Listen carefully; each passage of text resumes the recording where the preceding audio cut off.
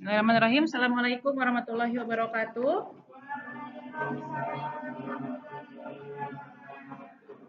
Okay, jadi today we are study about describing the theories and principle of education management ya, atau disebut dengan bagaimana kita menguraikan atau mengetahui tentang teori dan prinsip sebuah manajemen pendidikan ya.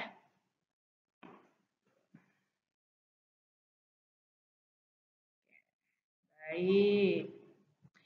Educational Management Theory and Principle in the Content of ELT ya, bagaimana teori dan prinsip manajemen pendidikan dalam konteks ELT itu apa sih gitu ya, teorinya, kemudian prinsipnya itu seperti apa.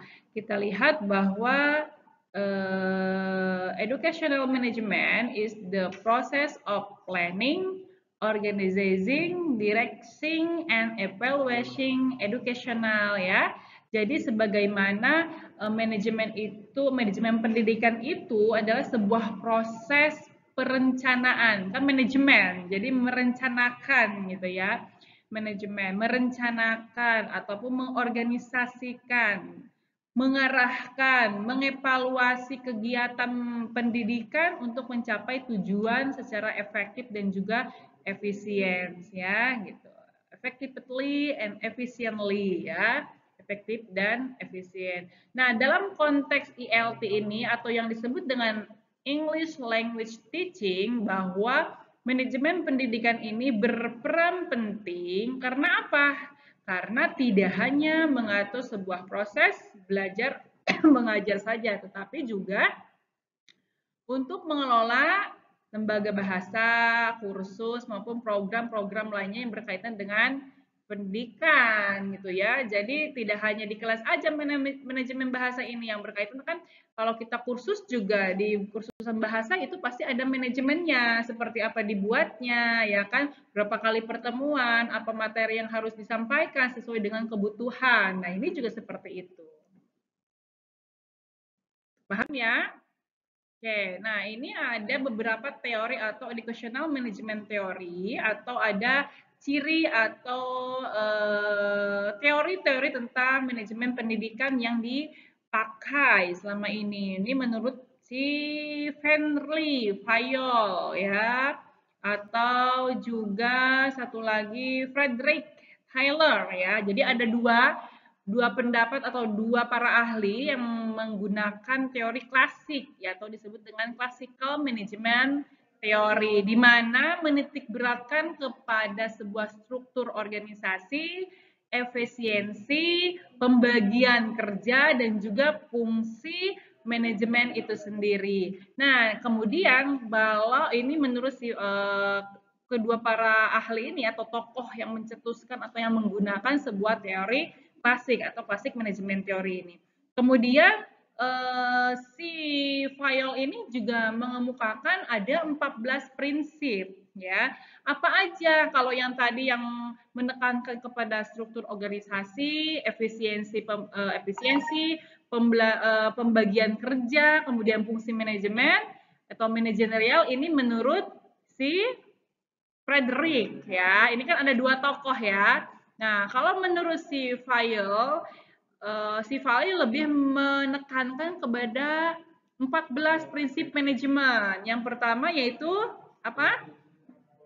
Division of work, pembagian kerja. Jadi division. Contoh kalau di kelas kan ada yang namanya ketua kelas, sekretaris, bendahara. Nah, ini juga manajemen kita bisa digunakan seperti itu ya, menekankan kepada division atau divisi gitu ya. Nah, kemudian yang kedua authority and responsibility. Kewenangan dan juga tanggung jawab. Setiap orang yang mempunyai dudukan atau jabatan, dia pasti mempunyai tanggung jawab dan kewenangannya. Contoh kalau di kelas, ketua kelas, apa kewenangannya? Contoh, mengatur, ya kan? Apalagi? Selain mengatur, apalagi? Mengarahkan, ya kan? Kalau umpamanya teman-temannya berisik nih, ya kan? HM lah yang harus turun tangan ya. Nah, itu. Kemudian apalagi? Disiplin atau disiplin ya, harus disiplin. Unity of command, satu arah karena kenapa? Punya tujuan sama gitu kan. Kemudian apalagi? Unity of direction, kesatuan arah. Order atau ketertiban. Equity, keadilan. Ya, inisiatif ya, apa namanya, lebih kreatif gitu ya. Kemudian yang terakhir yaitu spread the hope atau semangat kebersamaan. Kenapa ada semangat kebersamaan? Karena dia tim manajemen ya, satu manajemen satu tim. Jadi harus ya ada semangat kebersamaan. Ketika ketua kelasnya nggak semangat, beda arah, beda haluan ya nanti bagaimana teman-teman yang lain di kelasnya gitu kan. Nah, itu yang disebut dengan manajemen educational dalam teori classical management atau teori klasik gitu ya. Nah, itu ada 14 poin menurut yang menekankan oleh si File, kemudian juga si Tyler itu menekankan kepada struktur organisasinya, kemudian efisiensinya, pembagian kerja dan juga fungsi manajerialnya. Oke, lanjut ya. Nah, kemudian bagaimana keterkaitan atau kaitannya dengan ILT ini? Bahwa dalam sebuah pembelajaran atau kasus bahasa Inggris, khususnya Special English Language gitu ya, sebuah prinsip terlihat pada pembagian peran. Contohnya apa? Guru, ya, guru tuh apa perannya? Mengajar, ya. Terus apa lagi? Koordinator. Kemudian ada staff juga. Kalau staff bagian administrasi, ya kan? Koordinator mungkin bisa dikatakan ada yang namanya kalau di sekolah itu komite ya, kalau di sekolah ya. Nah, gitu. Kemudian kalau di tempat kursusan koordinator itu apa? Pimpinan yang punya lembaganya, gitu ya. Kemudian untuk apa sih? Agar kegiatan berjalan lancar atau efisien. Ya, contohnya guru fokus untuk mengajar ya. Mengajar, selain mengajar juga mengarahkan tentunya di kelas ya gitu kan. Koordinator tuh mengatur jadwal, administrasi yang mengurus registrasi siswa atau berkaitan dengan administrasi guru juga, administrasi siswa juga. Kemudian selanjutnya yaitu human relation theory atau teori hubungan antar atau dengan manusia itu sendiri. Nah, ini yang mencetuskan teori ini yaitu yang menggunakan juga itu tokohnya Elton Mayo ya, yang menekankan pentingnya hubungan sosial, motivasi, kepuasan kerja dan juga komunikasi serta produktivitas meningkat jika individu bisa dihargai dan kebutuhan sosialnya terpenuhi. Karena human berarti kan berkaitannya dengan manusia, ya gitu. Kemudian kaitannya dengan ILT itu apa? Bahwa dikatakan kaitannya dengan ILT teori human atau teori human ini atau hubungan manusia ini atau human relation ini yaitu kalau dalam konteks bahasa Inggris untuk antara hubungan baik antara guru dengan siswa ya kan manusia hubungannya dengan manusia berarti kan guru dengan siswanya. Kalau di tingkat kampus dosen dengan mahasiswa yang akan meningkatkan apa akan memberikan sebuah akan motivasi ya meningkatkan motivasi belajar contohnya kan si guru mengajar tidak hanya memberikan materi saja namun guru juga harus memberikan sebuah motivasi untuk apa motivasi itu diberikan harus diciptakan motivasi untuk meningkatkan semangat belajar tentunya gitu ya dan rasa percaya diri. Oke.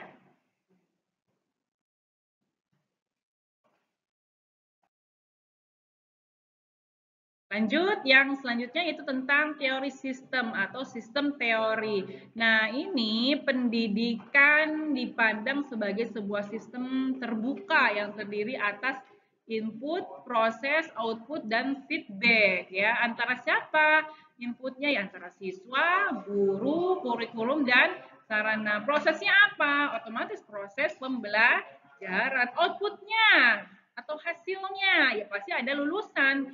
Siswa diharapkan lulus semua tepat waktu, tidak kalau di sekolah naik ya, kalau di kampus lulus tepat waktu gitu kan. Kemudian keterampilan bahasanya otomatis ada didapatkan gitu ya. Feedbacknya yaitu mengevaluasi dari selain guru yaitu orang tua, masyarakat sekitar dan juga dunia kerja. Apakah memang dia mampu? Contoh kalian ambil bahasa Inggris, pas dites, mampu nggak nih bahasa Inggrisnya untuk bekerja? Kan begitu ya? Contohnya gimana? Jadi guru bahasa Inggris. Tidak menutup kemungkinan juga bisa kerja di perusahaan, ya kan? Bisa diterima ya, yang penting bisa komunikasi contohnya. Kan kalau perusahaan asing kan banyak orang-orang asing yang membutuhkan bisa gitu ya. Oke, harus bisa bahasa Inggris. Kemudian kaitannya dengan ELT itu apa? Yaitu sebuah proses atau program bahasa gitu ya, harus dilihat sebagaimana inputnya itu siswa, prosesnya itu metode komunikatif teachingnya. Nah, pembelajarannya di kelas di prosesnya seperti apa ya? Ada nggak nih feedbacknya juga antara siswa dan guru ya kan? Puas nggak nih gitu kan? Ada berhasil nggak nih ketika ikut tes minimal TOEFL gitu atau TOEIC gitu kan, lulus nggak nih gitu skornya. Nah itulah ada yang namanya feedback antara siswa dan guru dan dunia kerja masyarakat juga. Kemudian selanjutnya yang kita gunakan ada juga teori contingency atau contingency theory ya. Nah, ini ada salah satu cara yang terbaik dalam sebuah manajemen. Untuk apa? Berkaitannya keberhasilan tergantung situasi dan kondisi. Nah, ketika ingin manajemennya baik, katanya ini dilihatnya dari segi keberhasilan dan tergantung situasi kondisi yang nyata ya. Kemudian setiap lembaga atau setiap pendidikan juga perlu menyesuaikan gaya kepemimpinannya. Selain menyesuaikan gaya kepemimpinannya, juga strateginya seperti apa, metodenya seperti apa. Contoh, kalau di sekolah, berarti kan gaya kepemimpinannya siapa? Kepemimpinan kepala sekolahnya seperti apa agar siswanya maju, agar sekolahnya maju, ya kan? Kemudian strateginya seperti apa untuk menciptakan suasana yang baik, kemudian juga sekolah ramah lingkungan, contohnya nyaman, kemudian juga si anaknya bisa berprestasi, strategi yang dibuatnya itu harus seperti apa? Otomatis kan kalau kaitannya dengan pembelajaran, metode pembelajarannya gurunya seperti apa, ya kan? Nah, itu. Jadi ada keterkaitannya. Nah, kemudian kekaitan dengan ELT ini juga sebagaimana dalam sebuah lembaga kursus bahasa Inggris atau manajemen language English ini anak-anak ya khususnya yang pembelajar muda juga berbeda dengan program manajemen program bahasa Inggris yang spesifik. Ketika kita sebagai guru mengajar memang setara masih di tingkat SMP kelas 1, kelas 2, kelas 3, tetapi guru yang mengajar di kelas 1 itu akan berbeda metodenya dan materinya yang diberikan kepada kelas 3 ataupun kelas 2 atau disebut dengan kelas 8, 9 ya sebutannya seperti itu. Selanjutnya ada juga yang disebut dengan prinsip manajemen pendidikan. Nah, di sini ada beberapa prinsip manajemen pendidikan yang secara umum biasa dipakai. Yang pertama secara efisiensi dan efektif atau efektivitas. Seperti apa? Yang pertama kita lihat dari sumber dayanya. Sumber dayanya harus digunakan dengan tepat untuk mencapai hasil yang maksimal. Sumber daya itu apa sih? Ya gurunya, ya kan salah satunya ya. Kemudian dari contoh dari konteks ILT itu apa? Penggunaan teknologinya. Ya, pembelajarannya kalau memang harus memungkinkan sekarang kan hybrid nih, ada yang pagi, ada yang sore. Kita bisa menggunakan Zoom ataupun memang sekarang ketentuan di kampus kita menggunakan Google Classroom ya gitu.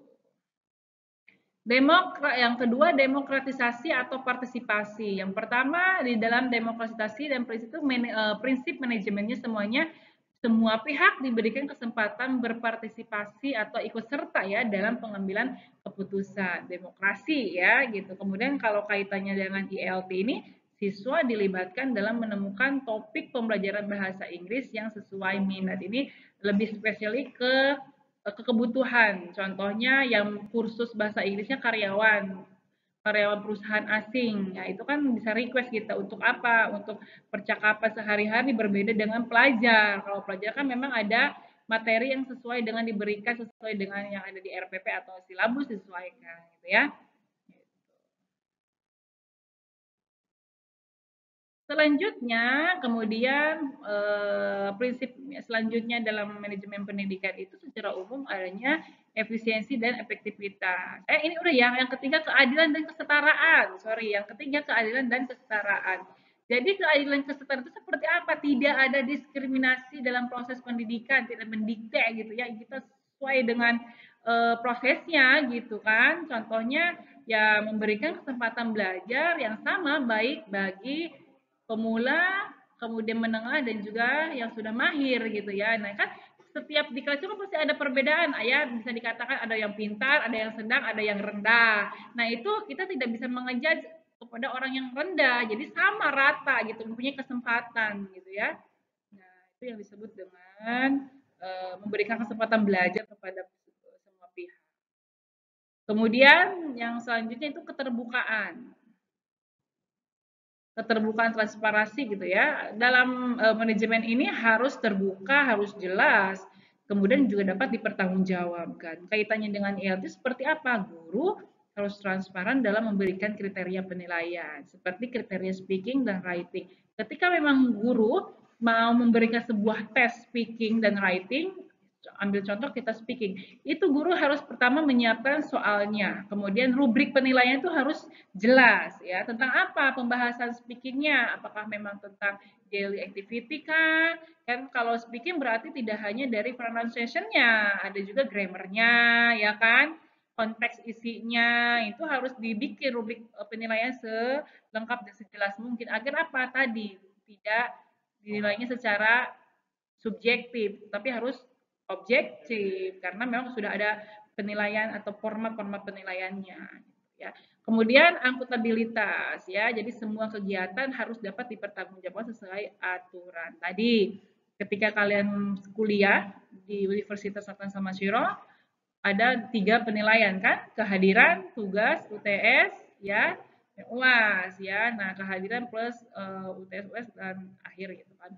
Nah, minimal kehadiran itu berapa persen biasanya? Berapa kali pertemuan minimal? Kan ada minimalnya ya. Kalau memang contoh kita taruh 10 ya. Kalau di bawah 10 biasanya suka merah ataupun ada kuning gitu ya. Kadang-kadang kalau yang kurang dari 10 atau 9 tidak bisa ikut UAS. Nah, itu kan sebuah aturan yang sudah jelas. Kalau kita kaitkan dengan pembelajar atau ILT apa ya tadi laporan rapotnya gitu ya, kehadiran juga sama ya. Kemudian si anak ini hadir enggak, ikut UTS atau UAS enggak, sama juga ada pertimbangannya. Yang terakhir itu kebersinambungan atau sinergi ya gitu ya antara program dengan yang lain harus berkelanjutan dan juga dampaknya jangka panjang. Contoh lulusan S1 ya dampaknya jangka panjang bisa selain menjadi guru bisa membuat kursusan bahasa Inggris ya kan lowongan jadi bisa merekrut atau memberikan sebuah program gitu. Kemudian kaitannya dengan IELTS juga bahasa Inggris atau tidak hanya berorientasi pada ujian, tetapi juga membangun keterampilan komunikasi jangka panjang. Selain bisa membuka kursusan, bisa juga jadi translator ya atau translator ya ketika memang kita tempat tinggalnya dekat dengan wisata, ada orang asing butuh penerjemah, nah kita harus siap itu kan jangka panjang ya. Gitu. Nah, ini contoh-contoh aplikasi dalam penggunaan IELT ya. Pertama, tentang kursus bahasa Inggris untuk anak-anak. Nah, yang dipakai dengan itu tentang teori human relation ya. Bagaimana guru menciptakan suasana kelas yang menyenangkan dengan permainan. Berarti teorinya yang digunakan itu teori human relation antara manusia ya, hubungan dengan manusia ya. Kemudian contoh kasus yang kedua tentang program English for Business. Ya, teori yang dipakainya itu tentang teori Kontingensi, yaitu apa? Pengelolaan kelas lebih formal, fokus pada kebutuhan secara spesifik. Karena kan tadi dibutuhkan sesuai dengan kebutuhan, ya. Gitu. Yang ketiga, tempat khusus lembaga TOEFL. Nah, teori ini atau biasanya teori sistemnya itu input ya siswa calon mahasiswa luar negeri ataupun memang bisa juga yang mau masuk perguruan negeri ya. Ada prosesnya, ada outputnya, ada hasilnya, ada feedbacknya juga. Nah, sampai di sini ada yang mau ditanyakan sebelum kita kesimpulan?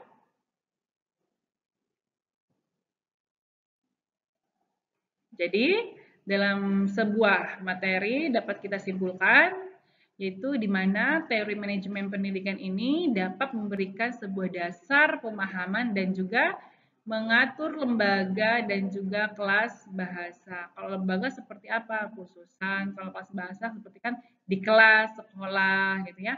Prinsip manajemennya seperti apa?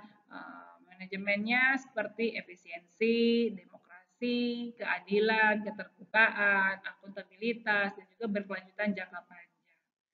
Penerapannya dalam ILT yaitu dapat berbeda atau dapat berbeda tergantung kebutuhan atau konteksnya untuk anak-anak seperti apa, remaja seperti apa, dewasa akan berbeda, kemudian untuk akademik juga berbeda. Jadi dengan memahami sebuah teori dan prinsip, calon manajer atau asistor gitu kan yang berkaitan dengan ILT ini siap dalam mengelola kelas dan lembaga bahasa secara profesional. Kalau tadi di kelas itu yang mengelola ada ketua kelas. Paham ketua kelas itu untuk apa? Yang pertama ketika di kelas pembelajarannya ribut aja, nanti si ketua kelas bisa memberikan peringatan jangan ribut, mengatur proses pembelajaran, ya kan? Kemudian ketika di kelas itu ada yang sakit, biasanya kan ada uang kas, nanti menginstruksikan kepala ketua kelas itu menjenguk, kan seperti itu ya. Itu kan juga sebuah manajemen di dalam sebuah kelas, gitu ya. Itulah kesimpulan dari materi.